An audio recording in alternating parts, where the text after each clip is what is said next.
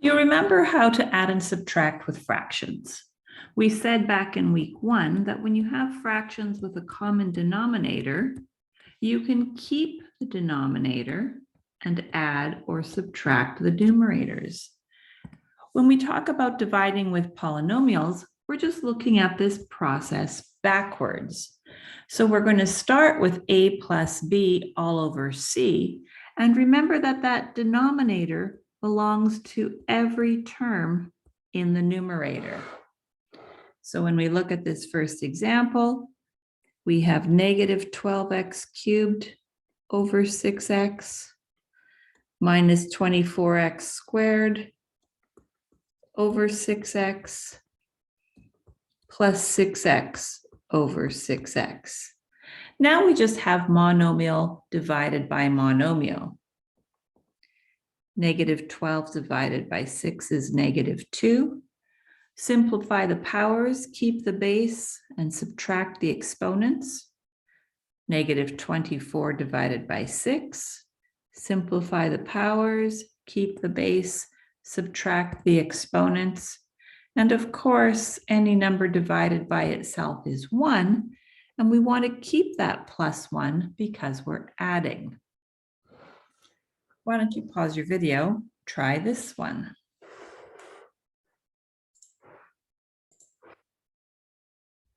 So in our first term, negative 9 divided by 3 is negative 3. Simplify the powers. 3 divided by 3 is 1, but I don't need to write that 1 because it's multiplying x to the power of 1. Negative 12 divided by 3 is negative 4. We could say that this is x to the power of 0 and subtract our exponents, but we always want our exponents positive, so we're going to write that power of x in the denominator so the 3 stays positive. Pause your video, try this one. When we look at 4 divided by 7, we know that would give us a decimal answer, but we're not using calculators. We don't want decimals. So we're going to leave the 4 in the numerator, the 7 in the denominator, and just simplify that power of a. Subtract the exponents. We'll do the same thing with 12 over 7. Simplify the powers. And again, a number divided by itself equals 1. And since we're adding, we need to write that 1 down. If you haven't already finished the last one, pause your video and do so.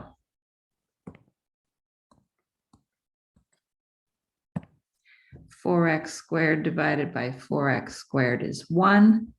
Negative 16 divided by 4. Simplify our powers. 20 divided by 4 is 5. Simplify your powers. Now we could write this either in descending powers of x, starting with our highest power, or we could write it all in ascending powers of x, where we start with our lowest power.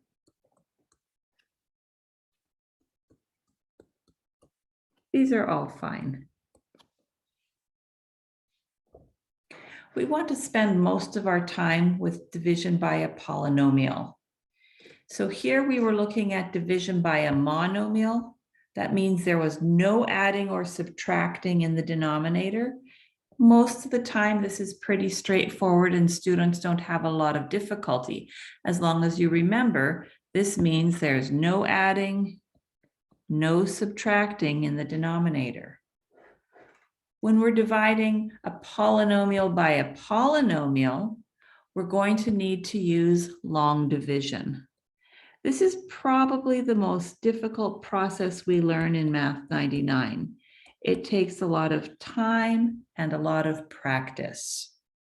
So what are some of the things you need to be aware of? Well, first of all, both the dividend and the divisor. We should do some labeling here. This is the dividend, the expression on top or in front. And the divisor, that's the expression that's in the bottom or comes second. Both the dividend and the divisor should be written in descending powers of x. That means you start with your highest power and go down.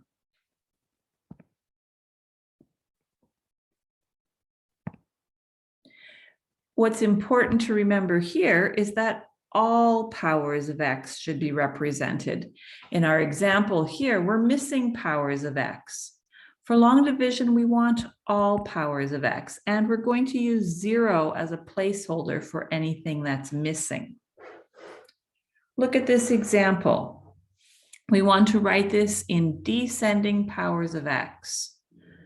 We see that x to the power of 4 is our highest power, so we're going to write that one first. But we're missing x cubed. So we're going to represent that here as 0x cubed. Then we have x squared, x to the power of 1. And it's important to remember you need that x to the power of 0. Now, we don't have to write x to the power of 0. We know that equals 1, but it needs to be represented here. Quite often on your final exam, this term is missing, and you need to fill it in with 0. Be careful about that. Let's review a few things. If you have a remainder when you're dividing of 0, well, let's look at an example. 15 divided by 3 is 5 with a remainder of 0. Well, what does that tell you about the divisor? Remember the divisors here, and the quotient, your answer to a division question. It tells you that the divisor and the quotient are factors of the dividend. And of course, that's true here. 3 and 5 are factors of 15. But what about in this example? 17 divided by 3 is 5 with a remainder of 2. Well, that tells me that 3 and 5 are not factors of 17. And in fact, we could write this as a mixed number as 5 and 2/3, where we have the remainder over the divisor.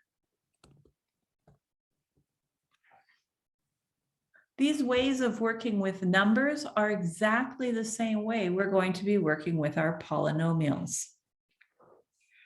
Let's do an example together. You may need to watch this more than once. You may need to practice this more than once. Please do so. So first of all descending powers of x are required.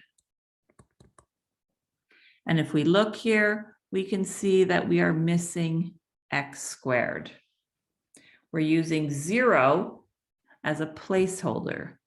There aren't any x squareds, but we want to write it down. We're going to write the divisor outside the division box. Remember that the second one here is our divisor. The first is our dividend. So let's write this. 2x cubed plus 0x squared. It doesn't matter if you add or subtract 0. That won't make any difference. And we're going to put the divisor outside the division box.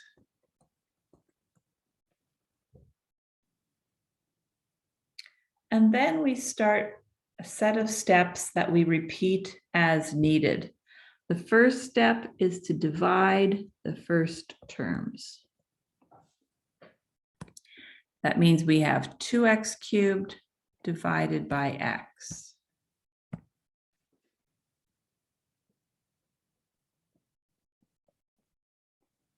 Well, here that equals 2x squared.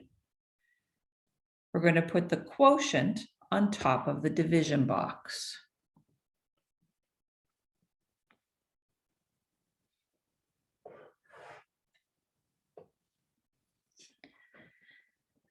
Next, we're going to multiply our quotient by the divisor. So in this case, it's 2x squared multiplying the divisor. Notice we're going to have to use the distributive property.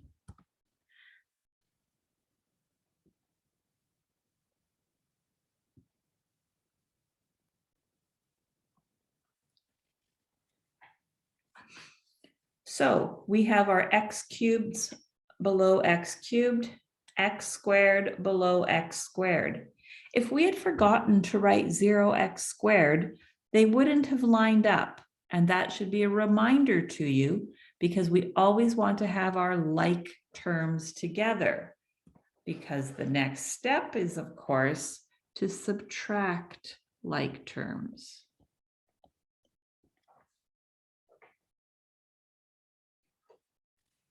So we're going to subtract all of this. Do you remember when we talked about the subtraction of polynomials? I said you needed to know how to vertically subtract. We would be using it. Here we are. 2x cubed minus 2x cubed is 0.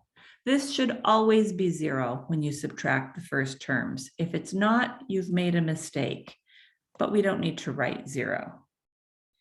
0x squared, subtract negative 4x.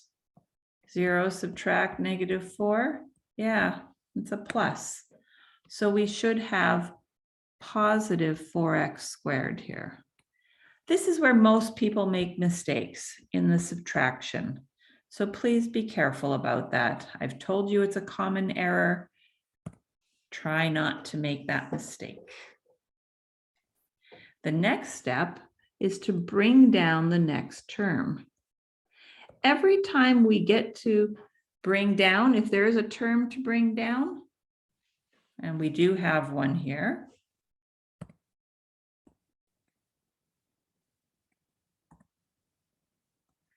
if we bring down the next term, we need to go back to the division step.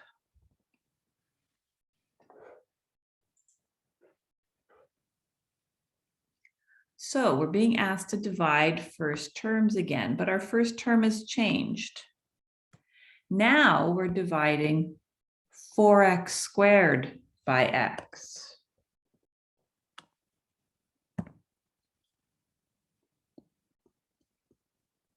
This is going to equal 4x. We put that quotient on top. It's a plus 4x. Make sure you have a sign there. We go to the next step, which is multiply our quotient by the divisor. This time our quotient is 4x. And again, we're using the distributive property. 4x times x is 4x squared. 4x times negative 2, negative 8x. Notice that our like terms are lining up. We're going to subtract our like terms. Why don't you pause here and see if you come up with the correct answer to subtracting? Did you get 8x? I hope so. And then we need to bring down the next term. If we're bringing down a term, we go back up to divide. So what are our first terms this time? Now we have 8x divided by x.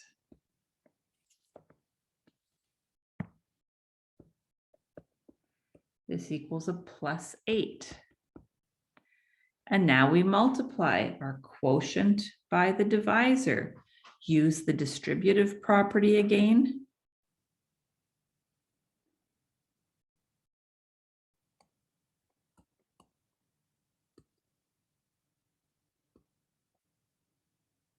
Oh, I think I made a mistake. I did. Let's back up. You all should have told me. Negative 10. This is a plus 8x. This is going to be minus 2x. Is that what you had? Were you yelling at me? I hope so. Let's fix that. Okay. divide by the first terms. Where were we? This equals -2. Now we're going to multiply. -2x plus 4. Let's see if you can subtract and get a right answer. Hopefully I do as well. -2x plus 2x is 0 again. We don't need to keep that 0. 15 minus 4 is 11. There are no terms to bring down. That means we're finished. And this is our remainder.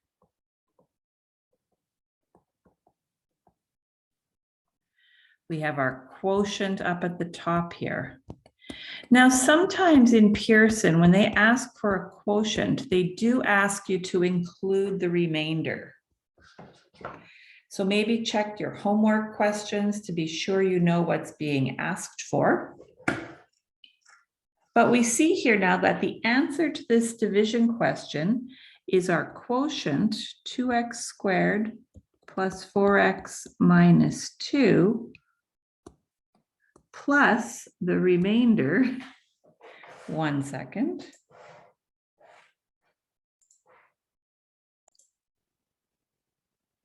So notice how we've written our answer here. We have the quotient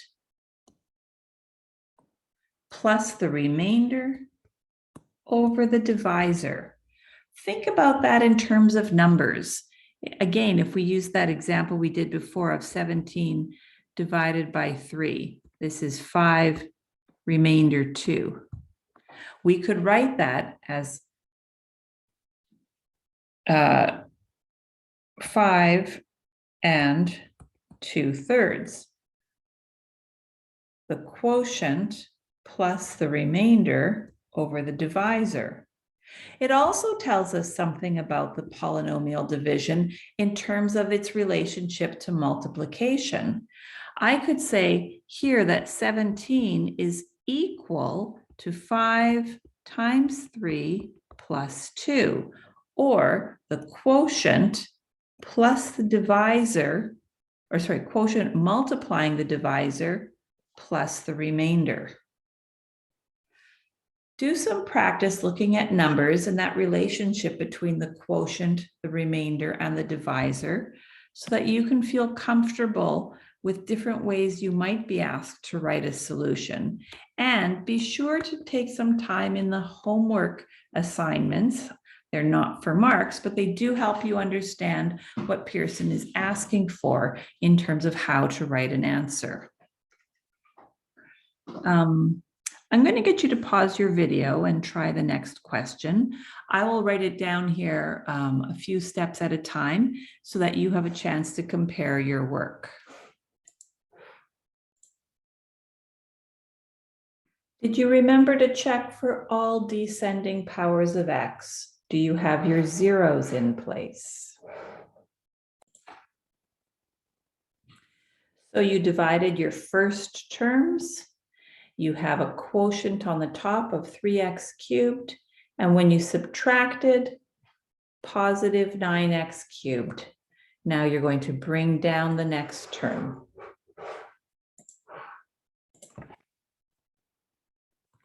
Again, you divided first terms, got a quotient of 9x squared, and when you subtracted, positive 25x squared. You're going to bring down the next term again.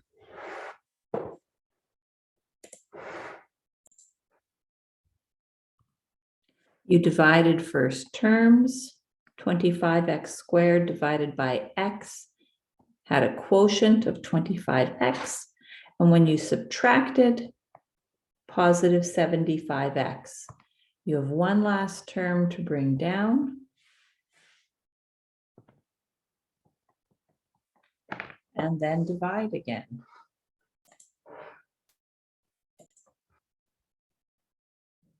Did you get a remainder of 226? You had to divide the first terms, got a quotient of 75, use the distributive property to multiply and then subtract like terms. This is your remainder. So we could say that this whole thing then equals our quotient on top, 3x cubed plus 9x squared. Oh my goodness, why does it not like me writing this?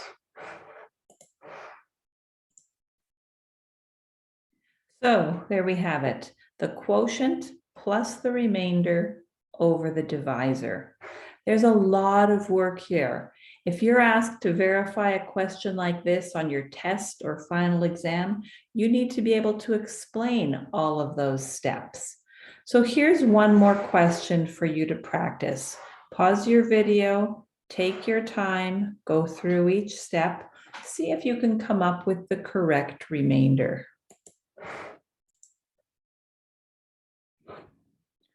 So I hope this is the work that you have showing that you have a remainder of minus 20. And you can see here we have our quotient plus the remainder over the divisor. Take some time, do some extra practice. There are video links available on your class Moodle page and lots of practice there for you.